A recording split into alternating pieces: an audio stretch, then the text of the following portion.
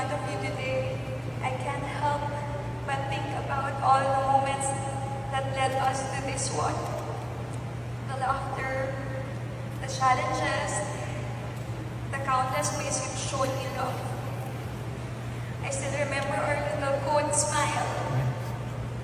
Back when you were still courting, you'd give me flowers or food with a note that simply said smile. It was your quiet reminder that no matter what was happening, you wanted to see me happy.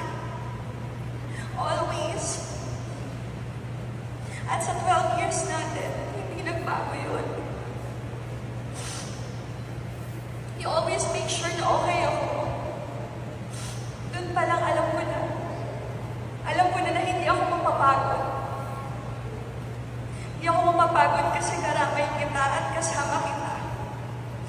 At alam ko na hindi mo ako mababayaan. At dyan kita minahal. You've been my safe place. Pero akala ko yun na yun.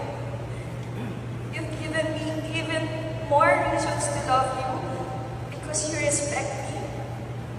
You love me. You love my family. You love me patiently. You accepted me. You let me grow. You embraced my whole family.